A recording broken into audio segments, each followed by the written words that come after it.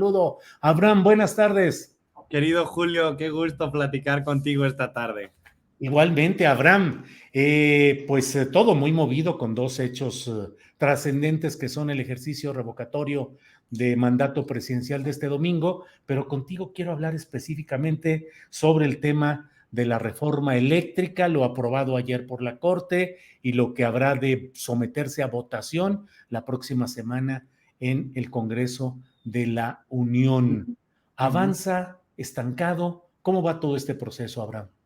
Bueno, lo que ocurrió ayer en la Corte, y yo creo que una gran parte del espectro mediático, incluso los que no simpatizan con el presidente López Obrador, pues fue muy claro, fue un espaldarazo al proceso que viene con la reforma eléctrica, porque lo que están diciendo los ministros es que no es inconstitucional. Así que de facto están avalando la constitucionalidad de la ley de la industria eléctrica. Pero eso no lo digo yo como simpatizante que soy del presidente, eso lo dice el propio Gustavo de Hoyos, una de las cabezas empresariales del frente opositor, que planteaba que precisamente con esta resolución de la Corte se les dificulta muchísimo tener amparos exitosos al sector energético en contra de esta ley, ¿no? Por supuesto, ya entramos, como siempre, querido Julio, en la batalla de las narrativas, ¿no? Yo creo que la oposición verdaderamente creía o tenía la esperanza de que esta ley se declarase inconstitucional y al principio, las primeras horas salieron muy enojados y muy decepcionados y luego intentaron salvar los muebles, ¿no? Y salieron diciendo que esto no implicaba la constitucionalidad de la ley, que simplemente no se habían tenido los votos para la inconstitucionalidad. Bueno, eso es lo importante. En el momento en el que una ley no es inconstitucional, no hay motivo para ampararse contra ella, ¿no?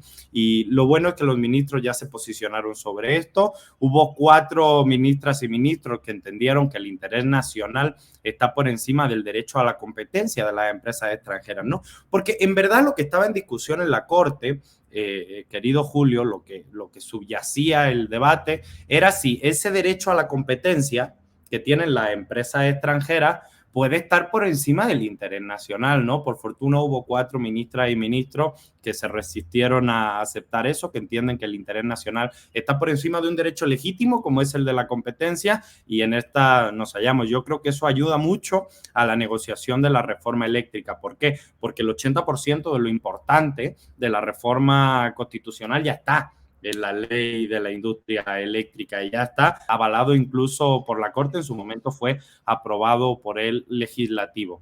Y sobre la reforma constitucional, ayer pasó algo pues muy interesante, ¿no? A las 4:30 de la tarde más o menos, hubo una rueda de prensa conjunta entre el partido Morena, el Partido Verde y el Partido del Trabajo, donde planteaban los términos en los que se iba a presentar el dictamen para el lunes, que se llevará a votación en la Cámara de Diputados a partir del martes. Así es, Abraham. Y desde luego hay voces que están tratando de establecer una narrativa distinta, son opositores, pero también uno puede preguntarse cuánta es la legitimidad de algunas expresiones como la de Margarita Zavala, que está muy activa. La vi incluso en un video con una soltura oratoria desconocida, supongo que es motivo de un teleprompter que permite estar leyendo y con mucha fluidez y sin tropiezos qué generoso prosódicos. Qué generoso eres, querido Julio, atribuyéndole al teleprompter la magistralidad del video, que no deja de tener cortes permanentes y que estoy seguro que tuvo 25 intentos para poder grabarse. Qué generoso eres. Pero, ¿qué opinas, pues, de la postura de algunos personajes como la señora Zavala, cuyo esposo, pues, tiene el conflicto de interés de su pertenencia al Consejo de Administración de una de las beneficiarias de las grandes tranzas que se han hecho en esta materia, y como eso, otros personajes beneficiarios del pasado que hoy se vuelven presuntos justicieros del presente, Abraham? Tú lo has dicho, Julio, es público, notorio, conocido y demostrado que en la casa de la señora Margarita Zavala entraron 8 millones de pesos de Iberdrola a través de la filial Avangrid, que fue quien contrató como consejero a su esposo Felipe Calderón. Yo tengo, antes de analizar el tema del conflicto de interés, creo que hay que dejar claro algo. Cuando hablamos de consejero, de una empresa energética, ¿de qué estamos hablando exactamente, no? ¿Acaso es Felipe Calderón una eminencia académica sobre temas energéticos? No. ¿Qué puede ofrecer Felipe Calderón a una empresa transnacional como Iberdrola? Información privilegiada.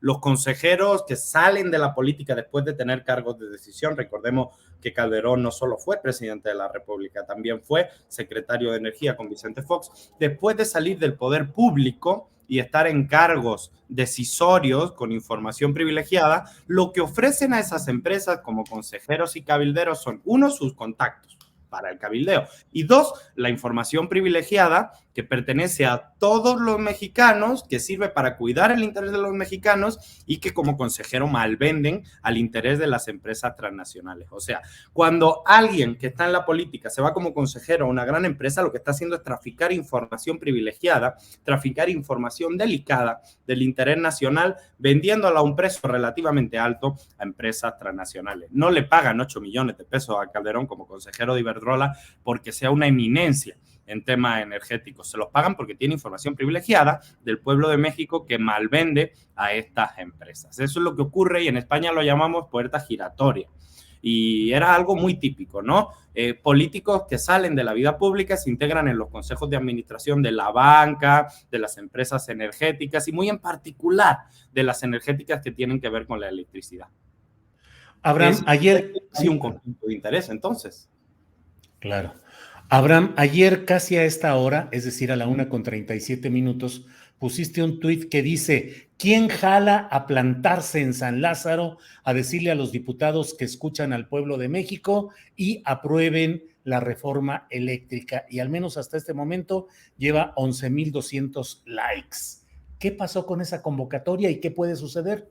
Bueno, a mí me animó Memé Yamel, la compañera Memé Yamel fue la primera que aventó la idea de ir a un plantón ciudadano a la Cámara de Diputados. Sí es cierto que ya había convocadas una marcha que va desde el Zócalo hasta la Cámara de Diputados, que no sé si se mantenga en los términos en los que estaba convocada por el Frente en Defensa de la Reforma Eléctrica, y también había convocado otro plantón el día de la votación. Así que yo creo que lo que planteábamos la compañera Memé y yo es eso, es que se abra esa convocatoria, que no se entienda como una convocatoria únicamente grupal de los sectores que han estado con mucha dignidad y con mucha fuerza y con mucha valentía defendiendo la reforma eléctrica, sino que entendamos también que es algo que va más allá de lo organizado y que tiene que llegar a los distintos sectores de la ciudadanía, y que miles de personas, por su propia voluntad, estoy seguro de que van a llegar a la Cámara de Diputados ese día de manera pacífica, por supuesto, a exigir democráticamente a las diputadas y diputados que voten a favor de los intereses del pueblo de México. Yo creo que va a ser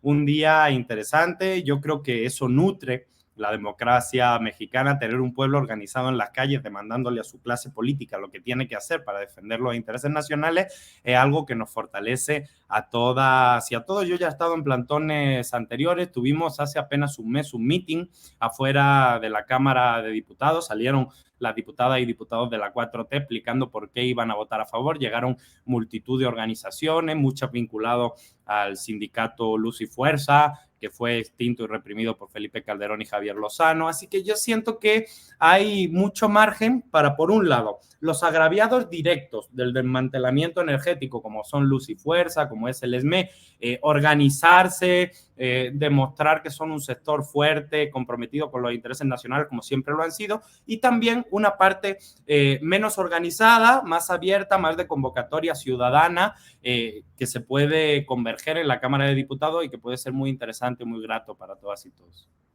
Abraham, en el contexto internacional, hay mucho movimiento en varios países latinoamericanos con la irrupción de fuerzas de izquierda, algunas que están en el gobierno y están teniendo pues momentos de confrontación con sus opositores, y en otros el ascenso de esas fuerzas hacia el poder público. Y a nivel mundial pues estamos con todo el reacomodo derivado de la pandemia y del momento bélico que se vive. En México es el momento histórico en el cual las condiciones son propicias para un lance nacionalista, como es este relacionado con lo eléctrico y con el litio. Y frente a ese gobierno, tan peculiar de Joe Biden, aparentemente doblegado por muchos factores de interés interno y al mismo tiempo con una especie de indefinición personal. En fin, ¿son momentos para un lance de este tipo? ¿Son los mejores o son los menos adecuados? Vemos un momento de resurgir de las tendencias nacionalistas, por supuesto, sobre todo aquellas que defienden los recursos naturales que durante el modelo neoliberal fueron entregados y concesionados a manos llenas, pero también vemos un momento muy interesante, yo creo, querido Julio, de alianza regional, porque estamos hablando de que los principales países dueños de las reservas de litio de este mundo son países latinoamericanos. Está Chile, está Bolivia, ahí se puede hacer una alianza muy interesante en la región latinoamericana para la defensa de este mineral, en la que México puede jugar también un papel fundamental. Las reservas de litio de México hasta el momento son estimadas, pero tendrían un valor de mercado a día de hoy, va a crecer mucho, pero a día de hoy de 100,000 millones de dólares. O sea, estamos hablando verdaderamente de una riqueza nacional que hay que proteger, que hay que cuidar y que hay que poner al servicio de las mayorías sociales. Por eso sí, por supuesto, defensa nacional de los recursos que fueron entregados durante décadas, pero también alianza regional con América Latina para poder negociar en condiciones de fuerza, ¿no? Y como decían muchos compañeros y compañeras, una alianza similar a lo que fue la OPEP en su momento para negociar con el petróleo puede ser muy interesante para el tema del litio. Bien, Abraham, pues veremos cómo van estas horas que están a tambor batiente y estaremos atentos a lo que suceda tanto con el revocatorio de este fin de semana como con el tema de la aprobación o desaprobación legislativa en el tema eléctrico. Abraham, a reserva de lo que desees agregar, yo te agradezco mucho esta oportunidad de platicar contigo. Dos cosas solamente que se me quedaron en el tintero, querido Julio, y que quería plantear. En la conferencia de prensa de ayer sobre la reforma eléctrica que dan los grupos parlamentarios de la coalición Juntos Hacemos Historia, se plantean que se aprueban 9 de las 12 propuestas que hace la oposición al dictamen.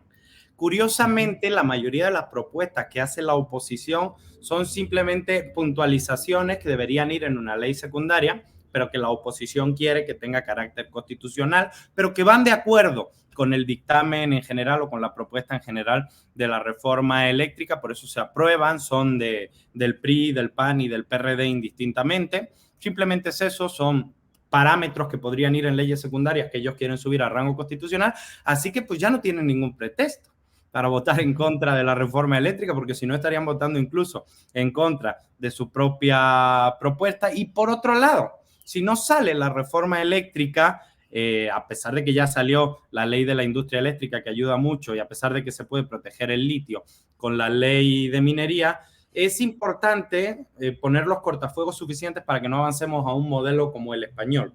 Porque lo que ocurre en el modelo español eléctrico es un modelo de expolio de renta. Estamos hablando de trabajadores que cobran 1.000 euros al mes, que pagan por su vivienda 500 euros al mes y que le llega una factura de la luz de 500 euros al mes. O sea, estamos hablando de un expolio total de renta por parte de la clase trabajadora que va a financiar a Iberdrola y compañía y que hace la vida imposible a las familias. Ese es el modelo que se está evitando con la reforma eléctrica. Bien, Abraham, pues te agradezco mucho esta oportunidad y ya platicaremos la semana que entra o en estos días a ver cómo sigue toda esta evolución. Gracias, Abraham. Gracias, querido Julio. Un abrazo fuerte. Igual, hasta luego. Gracias, Abraham Mendieta.